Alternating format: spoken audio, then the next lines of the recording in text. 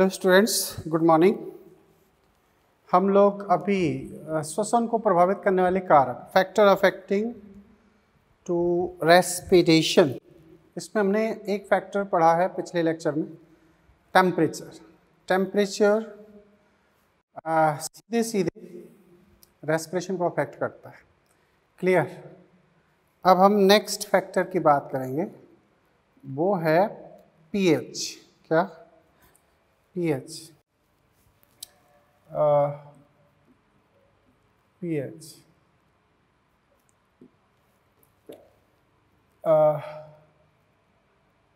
विभिन्न enzyme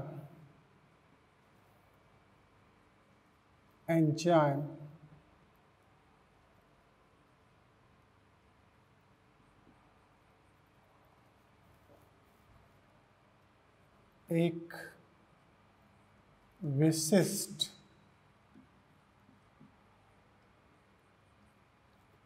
pH पर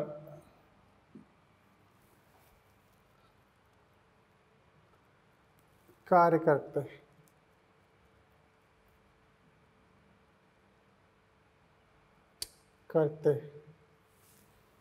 अतः पीएच भी श्वसन को प्रभावित करता है।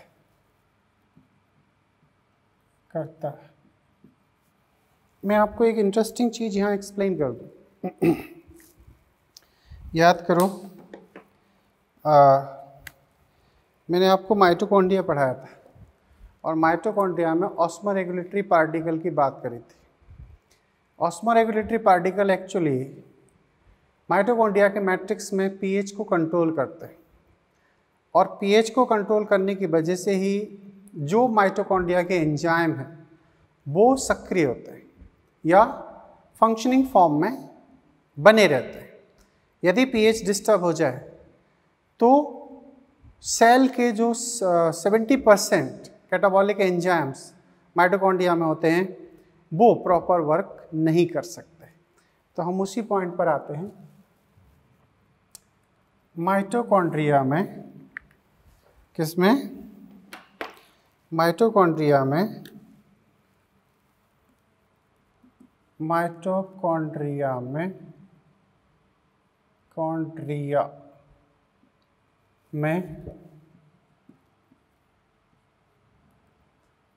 ऑस्मोरेगुलेटरी कण मैट्रिक्स भाग में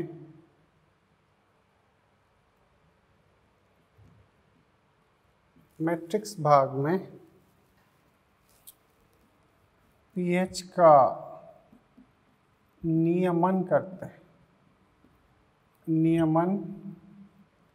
करते हैं, जिससे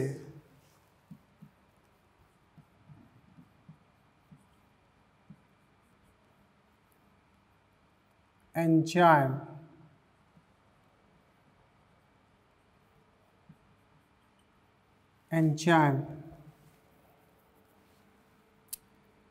श्वसन अभिक्रिया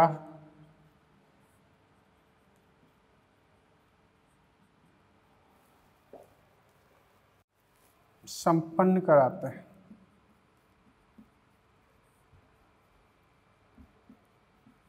हैं। ठीक है, ये तो हो गया कहीं ना कहीं पीएच। अब यहीं पर ले लेते हैं प्रकाश, लाइट।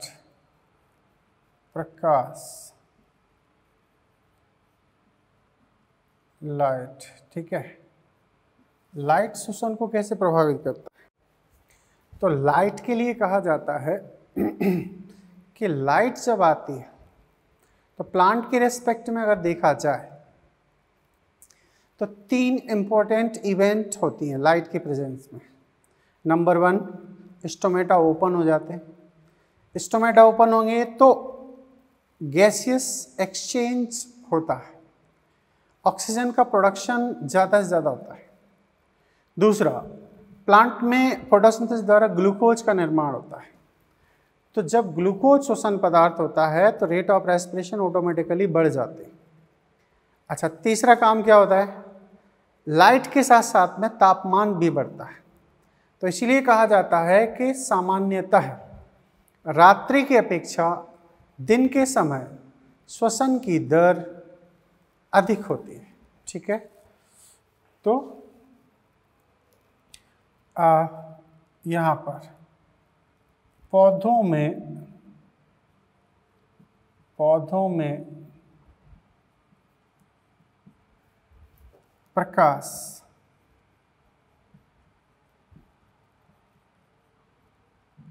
गैसीय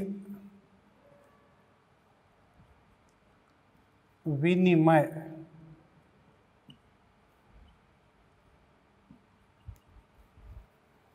बढ़ाता है।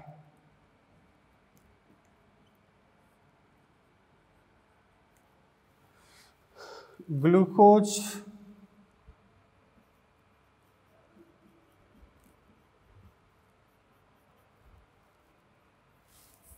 उत्पादित होता है,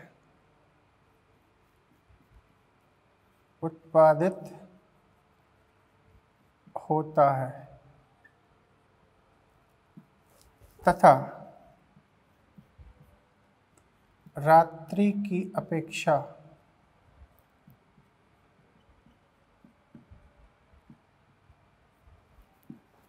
तापमान बढ़ता है।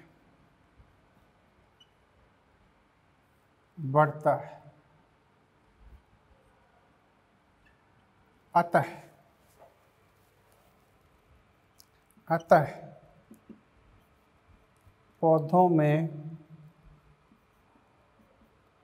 प्रकाश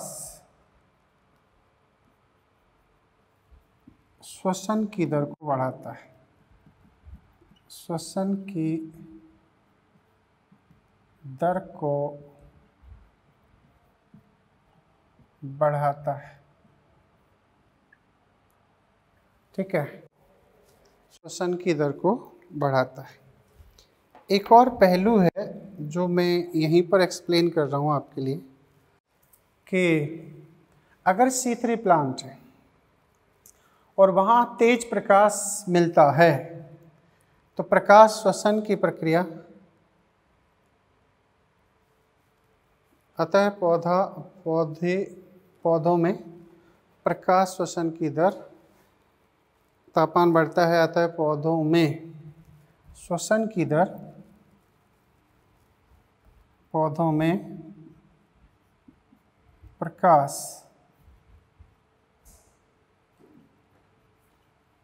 श्वसन की दर को बढ़ाता है। ठीक है, ये बात हो गई। अब हम कह सकते हैं C3 पौधों में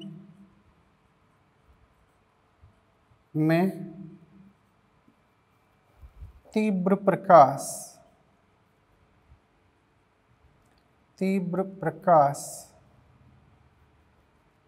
होने पर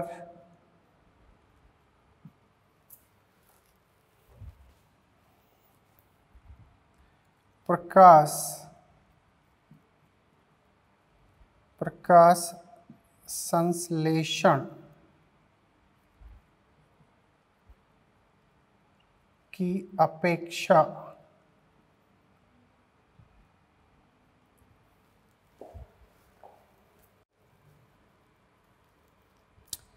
प्रकाश श्वसन की दर बढ़ती है। प्रकाश श्वसन की दर बढ़ती है। ठीक है, जिसे हम फोटो रेस्पिरेशन कहते हैं। ये हम फोटोसिंथेसिस में भी एक बार और डिटेल में अच्छे से पढ़ेंगे, वहाँ फोटो रेस्पिरेशन का डिस्क्रिप्शन है, जिक्र है। तो होता ये है कि जो रुबिस्को एंजाइम है, रिबोलोज 1,5 बिसफॉस्फेट कार्बोक्सिलेज ऑक्सीजनेज, ये हाई टेम्परेचर पर ऑक्सीजन के साथ बंधता प्रदर्शित करता है और इस वजह से जो C3 प्लांट होते हैं खासतौर से उनमें फोटो रेस्पिरेशन की रेट बढ़ जाती है, यानी कि श्वसन की दर बढ़ जाती है। तो प्रकाश कहीं ना कहीं क्या करता है, श्वसन की दर को बढ़ाता है। क्लियर। अब हम बात करेंगे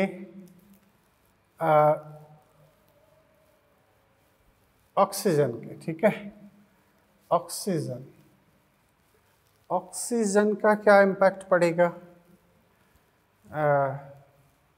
फोटोसिंथेसिस पर। ठीक है, O2 का प्रभाव, इसे हम एक प्रभाव कहते हैं वारबर्ग प्रभाव। एक साइंटिस्ट हुए हैं वारबर्ग, है ना, वारबर्ग प्रभाव।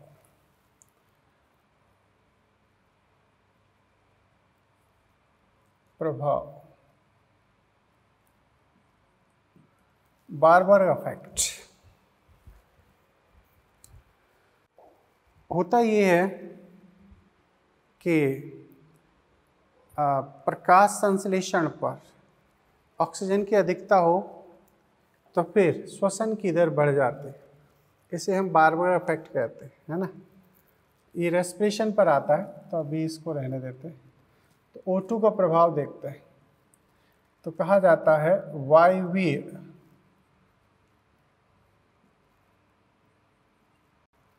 श्वसन के लिए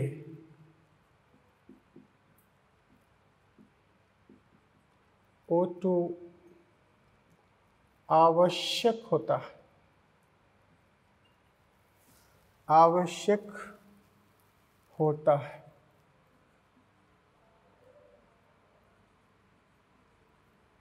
इसकी अनुपस्थिति होने पर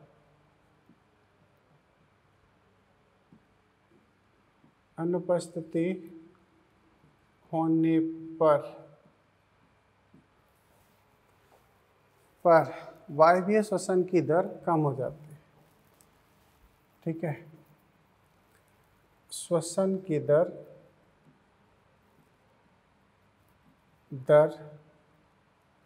कम होती है, श्वसन की दर कम होती है। अब याद करो, ये एज ए इलेक्ट्रॉन एक्सेप्टर काम करता है। ETS में हमने बात करी, मतलब इसी की उपस्थिति में इलेक्ट्रॉन को रिसीव किया जाता है और वाटर का फॉर्मेशन होता है। और इसीलिए माइटोकॉन्ड्रिया के अंदर ऑक्सीजन की प्रेजेंस में ही रेस्पिरेटरी जो प्रोसेस है वो कंप्लीट होती है।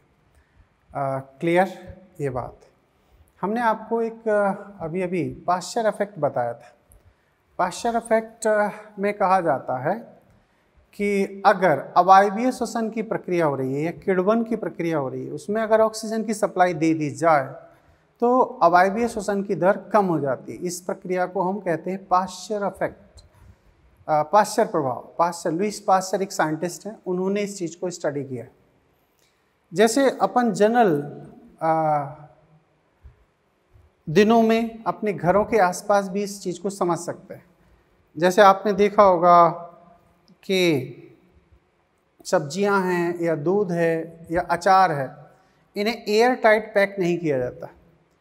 मतलब अगर दूध को बिल्कुल डब्बा बंद करके एयर टाइट में रख दो तो जल्दी ख़राब हो जाएगा, और अगर ऐसे ही ओपनली रखो या किसी कपड़े से ढक दो तो फिर वो इतनी जल्दी ख़राब नहीं होता। क्यों? क्योंकि अगर आप एयर टाइट कर दोगे तो वहाँ ऑक्सीजन नहीं पहुँचेगा। ऑक्सीजन नहीं पहुँचेगा तो उस खाद्य पदार्थ में फर्मेंटेशन हो जाएगा, और फर्मेंटेशन होने पर वो चीज़ें जल्दी से ख़राब हो जाती हैं। तो हम यहीं पर मान सकते हैं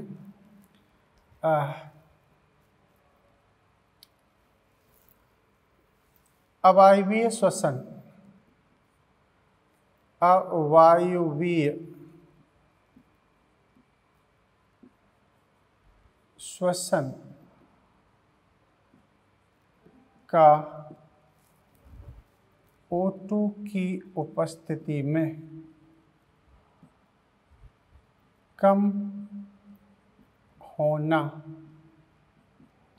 कम होना पाश्चर प्रभाव कहलाता है।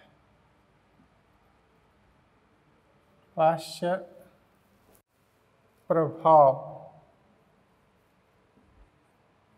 कहलाता है, कहलाता है ऐसे, पाश्चर प्रभाव कहलाता है। ये हमने पीछे भी डिस्कशन कर दिया है, इसलिए हम यहाँ ज़्यादा बात नहीं कर रहे। अब हम बात करेंगे CO2। CO2 का प्रभाव, affect of CO2 on respiration. देखो, CO2 श्वसन का एक अंतिम उत्पाद है, लास्ट प्रोडक्ट है, ये बात सही है। लेकिन यदि श्वसन की मात्रा एक्सेस अमाउंट में बढ़ जाती है, हम पौधों के ही रेस्पेक्ट में बात करें, तो पौधों के आसपास अगर श्वसन CO2 का कंसंट्रेशन बढ़ता है तो क्या होगा, रंध्र बंद हो जाएंगे। रंध्र बंद होने पर क्या होगा, वहाँ पर ऑक्सीजन और CO2 का विनिमय पत्तियों में रुक जाएगा। अब पत्तियों में जब O2 CO2 का विनिमय रुकेगा तो जाहिर सी बात है कि अन्य फिजियोलॉजिकल एक्टिविटी भी प्लांट में अफेक्टेड होगी। तो कहा जाता है कि CO2 की अधिकता होने पर अप्रत्यक्ष रूप से श्वसन की प्रक्रिया कम हो जाती है। एक और चीज़ है, हम अगर एनिमल्स में कंसिडर करें, आप एनिमल फिजियोलॉजी में पढ़ो ब्रीदिंग वाला हिस्सा, श्वसन वाला हिस्सा, तो वहाँ आपने पढ़ा होगा कि कार्बन मोनोऑक्साइड हीमोग्लोबिन के साथ ऑक्सीजन के रेस्पेक्ट में 300 गुना ज़्यादा अफिनिटी शो करता है। अगर हीमोग्लोबिन के पास कार्बन मोनोऑक्साइड और ऑक्सीजन दोनों की उपस्थिति है तो हीमोग्लोबिन पहले कार्बन ऑक्साइड के साथ में जुड़ेगा, और इस वजह से क्या होगा, शरीर में जो मूवमेंट होगा वो कार्बन मोनोऑक्साइड का ज़्यादा होगा, ऑक्सीजन का कम। ठीक है, तो हीमोग्लोबिन CO2 यानी कि कार्बन मोनोऑक्साइड से ज़्यादा बंधुता दर्शाता है, या कार्बन यौगिकों से ज़्यादा बंधुता दर्शाता है। तो कह सकते हैं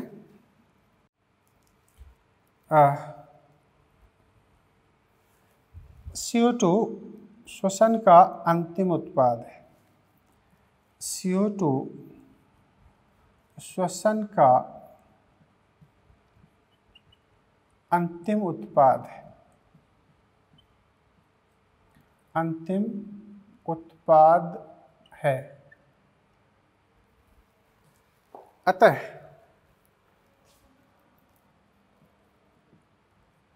सामान्य मात्रा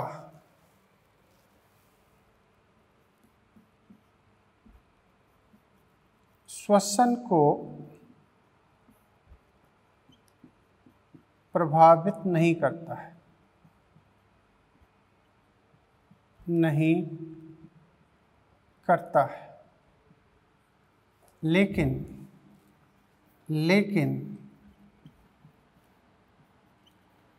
अधिक मात्रा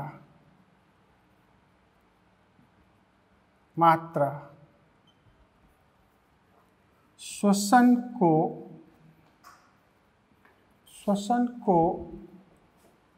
प्रभावित करता है, श्वसन को प्रभावित करता है, प्रभावित करता है। ठीक है, कैसे करता है?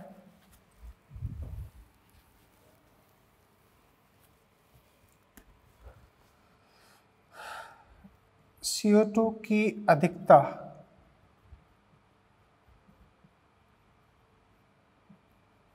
में रंध्र बंद होते हैं,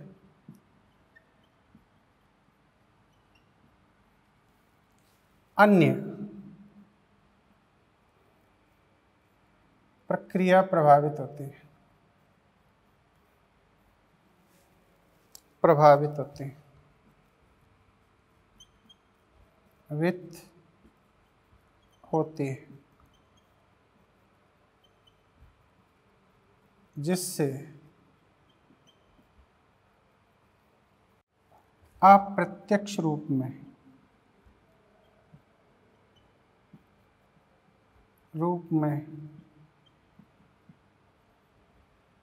श्वसन भी प्रभावित होता है। क्लियर? ऐसे। अच्छा, अब जंतुओं की बात की जाए। कार्बन मोनोऑक्साइड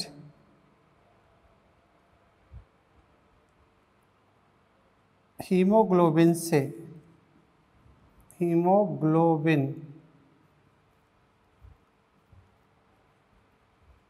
से O2 की अपेक्षा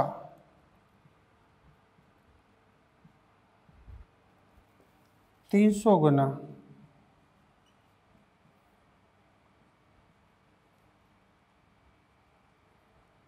अधिक बंधुता अफिनिटी प्रदर्शित करता है, मैक्सिमम अफिनिटी शो करता है। अतः O2 की कमी में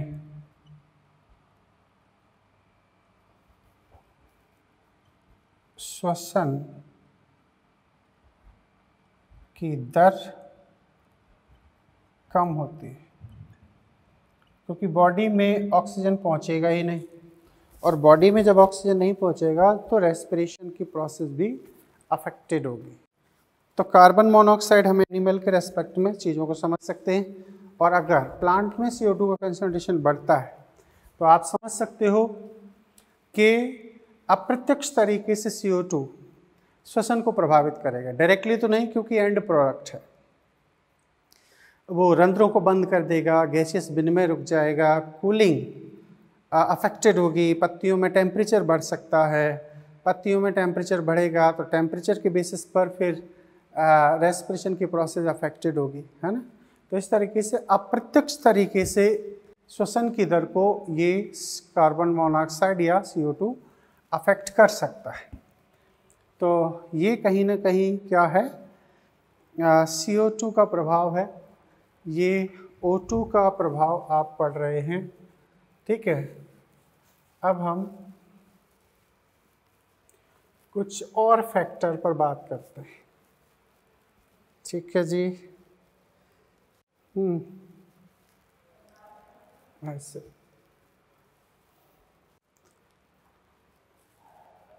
अब जैसे कहा जाता है कि इन्फेक्शन या इंजरी होने पर, चोट लगने पर क्या होता है, श्वसन की दर बढ़ जाती है। तो कह सकते हैं स्टार बना के, संक्रमण, इन्फेक्शन एवं जीवों के क्षतिग्रस्त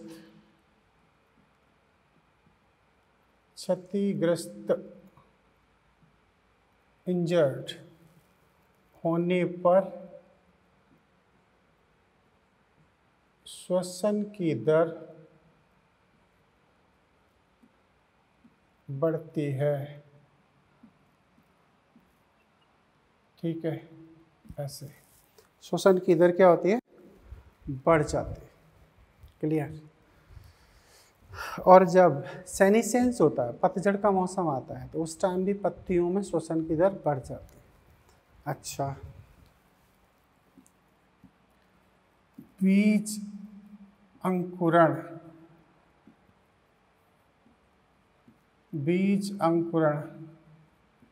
के समय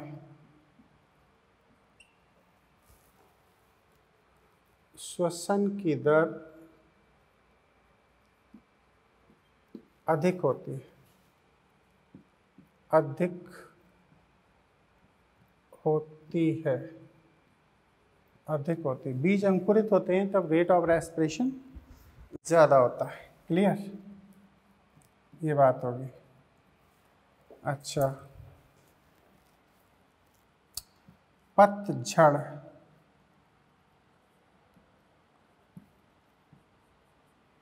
के समय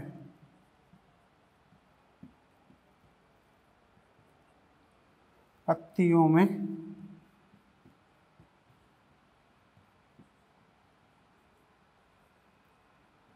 श्वसन की दर बढ़ती है,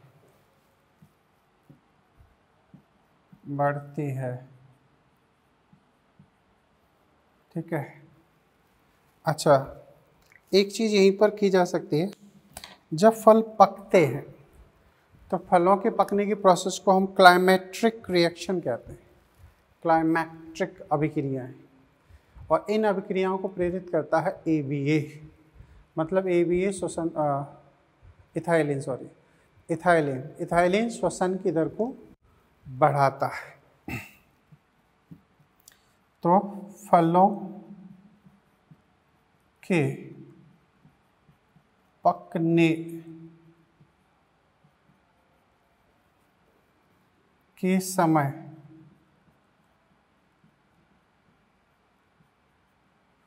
श्वसन की दर इथाइलिन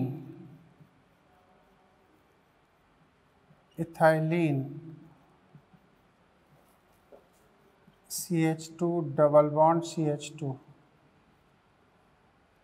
के द्वारा बढ़ाई जाती है, बढ़ाई जाती है।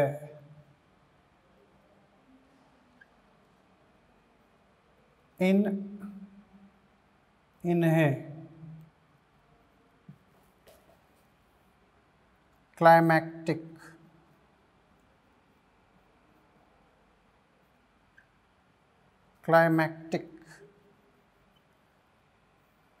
अभिक्रिया कहा जाता है,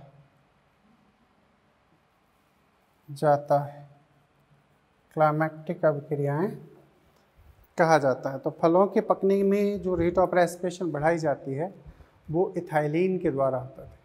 इसीलिए इथाइलिन को हम फ्रूट राइपनिंग हार्मोन के नाम से भी जानते हैं। ठीक है। अब कुछ और बातें अबाउट टू फैक्टर्स। अब जैसे कुछ मेटल्स हैं, अगर वो मेटल प्रॉपर नहीं मिलेंगी, या KCN पर चलो पहले बात कर लेते हैं।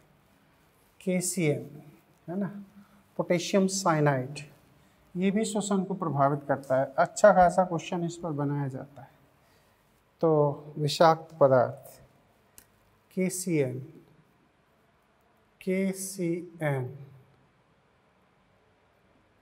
यह एक विषाक्त पदार्थ है, विषाक्त पदार्थ है। यह ETS में साइटो AA3 के मध्य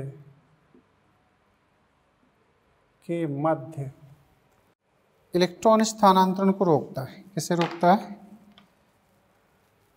इलेक्ट्रॉन स्थानांतरण रोकता है।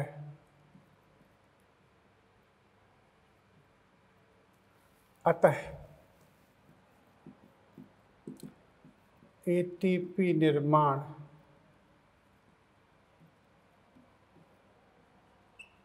प्रक्रिया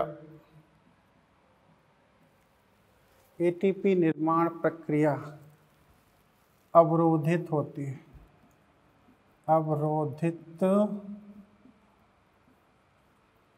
होती है। Is that clear? एटीपी निर्माण की प्रक्रिया क्या होती है? इनहिबिट हो जाएगी, अवरुद्ध हो जाएगी केसीएन के प्रेजेंस। अच्छा, मेटल्स, धातुएं,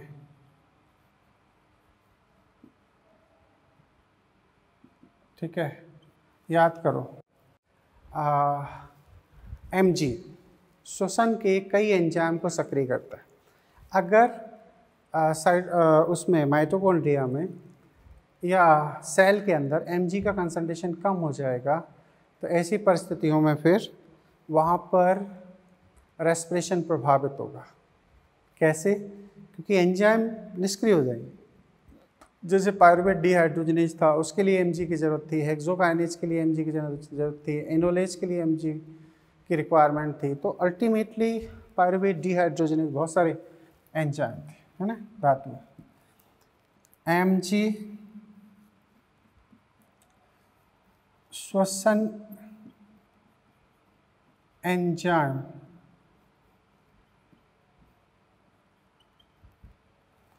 Mg Fe Mn, ठीक है, Mg Fe Mn श्वसन एंजाइम की सक्रियता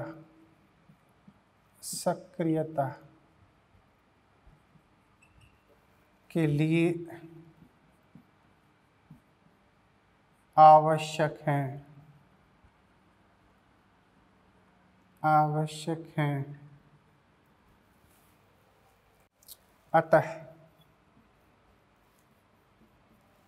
अतः इनकी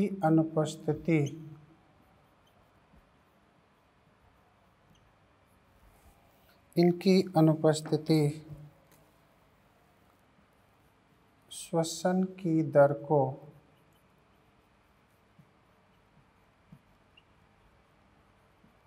कम करता है। ये अगर अनुपस्थित होंगे तो श्वसन की दर क्या हो जाएगी? कम हो जाएगी। मेटल्स हो गई, ठीक है। अब श्वसन पर और कैसे बात करी जाए? जैसे श्वसनीय पदार्थ, रेस्पिरेटरी सब्सटेंस, श्वसनीय पदार्थ कैसे प्रभाव डालेंगे?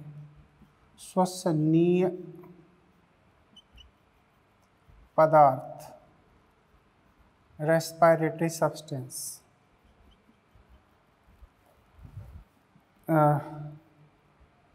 श्वसन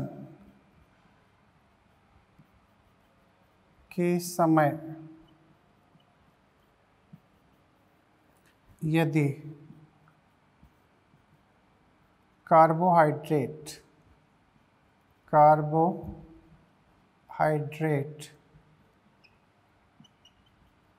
खासतौर से ग्लूकोज उपस्थित होता है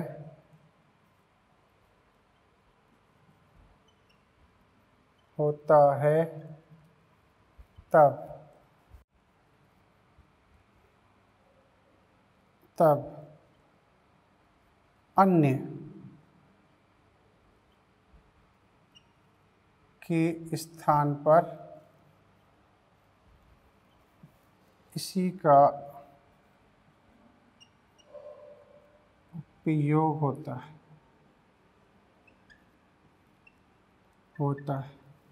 तो श्वसन पदार्थ का अगर सीक्वेंस काउंट करना हो तो क्या करोगे? श्वसन में सबसे पहले आएगा ग्लूकोज, ठीक है, ग्लूकोज के बाद में आएगा फैट्स के बाद में आएंगे प्रोटीन के बाद में आएंगे ऑर्गेनिक एसिड। तो ये एक सीक्वेंस होता है कि शरीर में, तभी तो आप देखो कि जब एक इंसान कहीं ना कहीं रिक्वायरमेंट होती है उसको ग्लूकोज की, एनर्जी की, तो उसमें सबसे पहले ग्लूकोज की ड्रिप चढ़ाई जाती है। तो वो सबसे इम्पॉर्टेंट पार्ट होता है। डिफरेंट फैक्टर जो है श्वसन को अफेक्ट कर रहे हैं, है ना, ये हम सब स्टडी कर रहे हैं। अब श्वसन से रिलेटेड ये जो फैक्टर्स थे ना, मोस्टली फैक्टर्स हमने चीज़ों को समझ लिए। क्लियर? अब इसमें अल्टीमेटली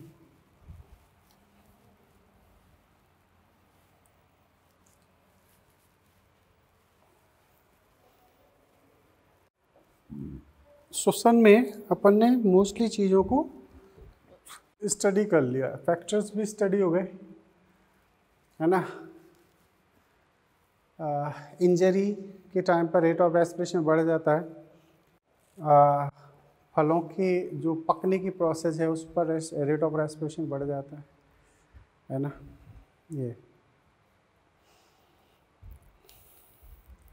तो ये सब चीज़ें हैं। एक क्वेश्चन आता है ब्रेन में एक ग्लूकोज के रेस्पिरेशन से कितने एटीपी जनरेट होते हैं, तो याद रखना वो 30 एटीपी का कंसेप्ट है। 30 एटीपी प्राप्त होते हैं। तो ऐसे स्टार बना के लिखना ना, ब्रेन में एक ग्लूकोज के श्वसन द्वारा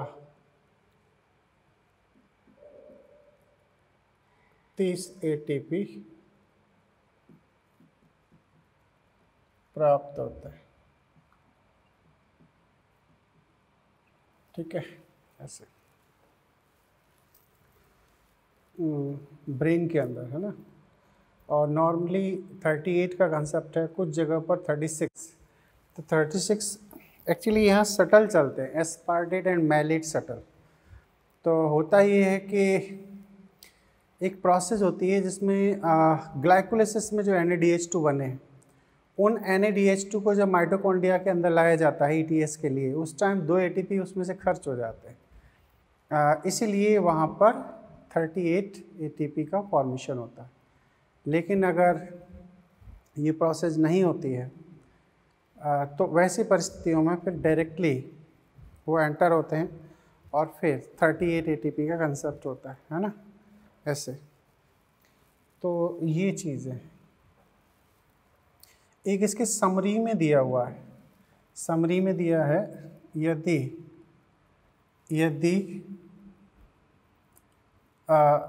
बीजों को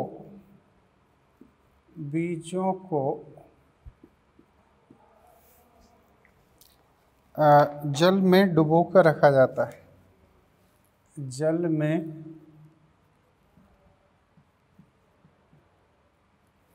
डुबोकर या जल में रखा जाता है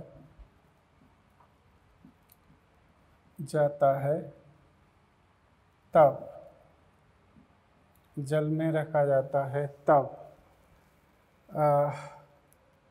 उनमें किण्वन की प्रक्रिया संपन्न होती है। कौन सी? किण्वन की प्रक्रिया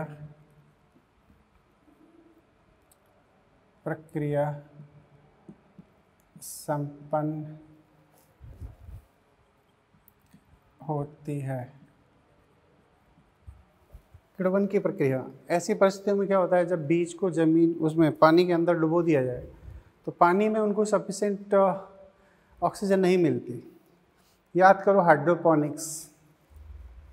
हाइड्रोपोनिक्स में जड़ों को एक्स्ट्रा ऑक्सीजन सप्लाई देने के लिए हम लोगों ने वहाँ पर NCERT ने एक एक्स्ट्रा ट्यूब का कंसेप्ट दिया है जो सीधे जड़ों को ऑक्सीजन सप्लाई देती है। तो अब बीज जब पानी के अंदर होता है तो उसको ऑक्सीजन नहीं मिल पाती है और ऐसी परिस्थितियों में फिर वहाँ पर एरोबिक रेस्पिरेशन न होने पर फिर वो किण्वन की प्रक्रिया में चला जाता है। तभी तो आप देखते हो कि जब जौ होता है, जौ से बियर बनाते हैं तो जौ को पानी में डाल देते हैं, तो पानी में ऑक्सीजन न मिलने पर उसमें किण्वन की प्रक्रिया प्रारंभ हो जाती है और इस तरीके से फिर वहाँ पर।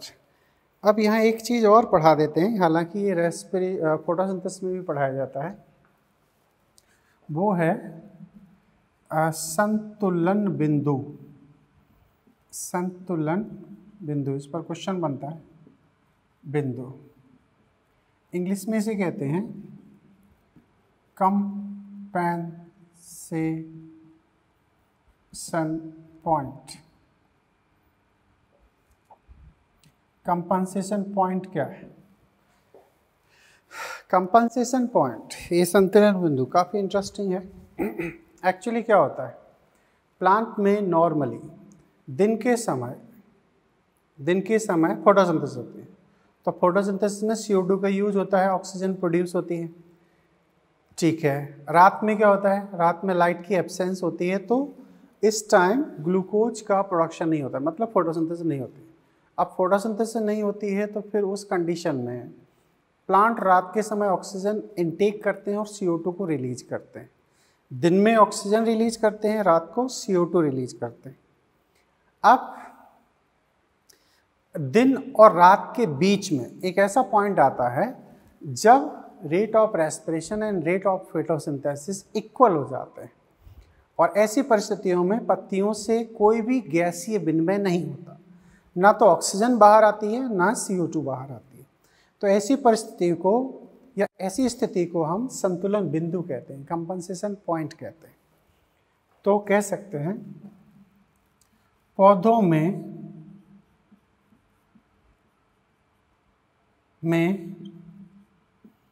वह समय काल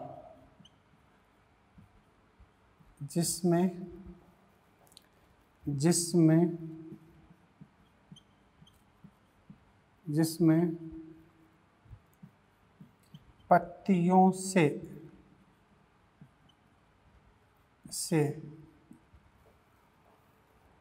O2 तथा CO2 का विनिमय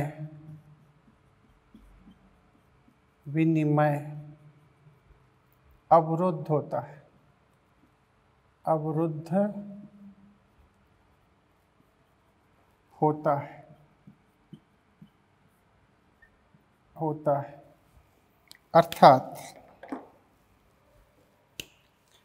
अर्थात इस समय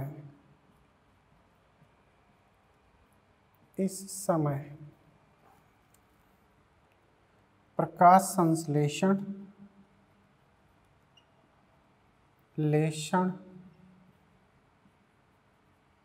तथा श्वसन की दर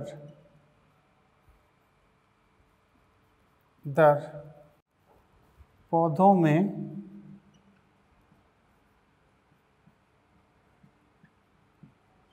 समान होती है। इसे संतुलन बिंदु कहा जाता है। संतुलन बिंदु, कंपनसेशन पॉइंट कहा जाता है। ठीक है, कंपनसेशन पॉइंट, श्वसन बिंदु कहते हैं। ठीक है, अब यहाँ पर एक क्वेश्चन आता है कि फर्मेंटेशन एंड एनारोबिक रेस्पिरेशन में क्या डिफरेंस है। तो फर्मेंटेशन एंड एनारोबिक रेस्पिरेशन में जो डिफरेंस बताया जाता है वो इस बात के लिए होता है कि जो एनारोबिक रेस्पिरेशन है वो हमेशा कोशिका के अंदर होता है, लेकिन फर्मेंटेशन कोशिका के अंदर कोशिका के बाहर दोनों साइड में हो सकता है। तो एक पॉइंट ये लिखा जा सकता है अगर कोई पूछते हैं तो।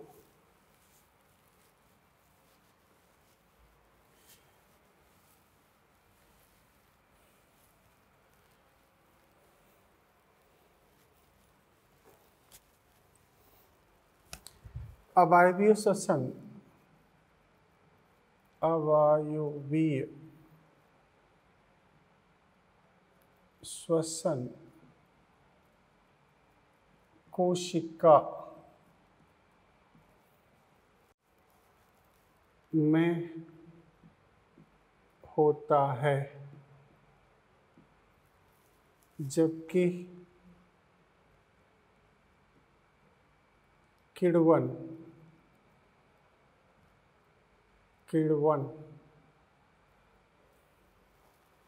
कोशिका के अंदर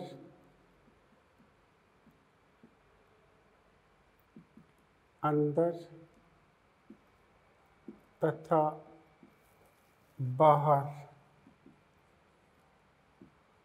दोनों सतहों पर होता है। क्लियर? तो ये कुछ इम्पोर्टेंट चीज़ें हैं जो हम स्टडी कर रहे हैं, ठीक है। ये मोस्ट इम्पोर्टेंट स्टडी है, फैक्टर्स भी हमने पढ़ लिए, सारी चीज़ों को हमने स्टडी कर लिया, ठीक है। अब हम यहाँ से आगे इसमें क्वेश्चंस करेंगे, एक पूरा लेक्चर हम इसमें क्वेश्चंस के नाम पर देंगे, है ना। फिर हम नेक्स्ट माइनर में एंटर होंगे और वो होगा photosynthesis and growth hormone. Clear? तो अभी के लिए इतना, ओके, थैंक यू।